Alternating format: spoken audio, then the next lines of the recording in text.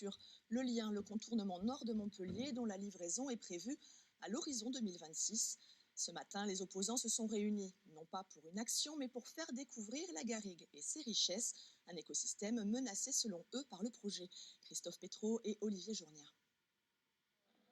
Certains connaissent ce coin de garrigue à la sortie de Montpellier, d'autres le découvrent.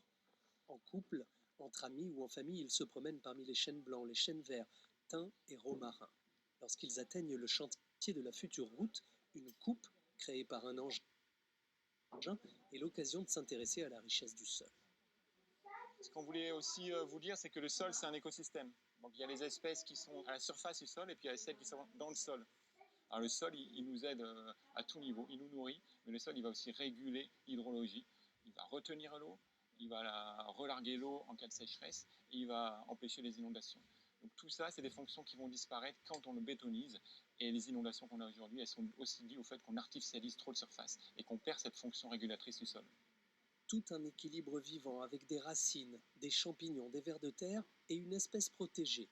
Elle pousse ici entre ces filets rouges, des glaïeuls qui seront replantés plus loin en dehors du chantier.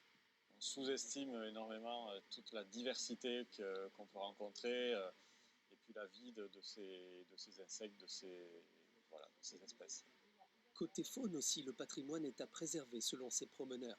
Ils viennent d'attraper un criquet grenadine. Qui pique avec ses ailes rouges. Il y avait un autre, mais on ne voit même pas tellement il est petit. Voilà. Arrivé sur une crête, le groupe est saisi. Les travaux de la future 4 voies ont remplacé la forêt. La perspective attriste les plus jeunes.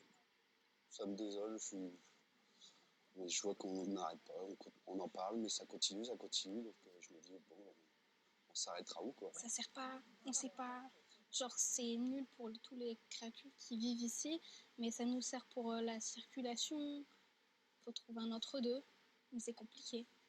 Comme un recueillement, ces défenseurs de l'environnement marquent plusieurs minutes de silence afin d'écouter le calme et quelques chants d'oiseaux avant le passage des milliers de véhicules. Justement, la nature est pour elle une source d'inspiration. Brigitte Faure est photographe en milieu naturel. Elle capture les reflets de lumière à la surface de l'eau, la mer, mais aussi les rivières. Et sa passion fait d'elle un témoin de la sécheresse qui sévit dans les Pyrénées orientales. Alain Sabatier nous fait découvrir son travail.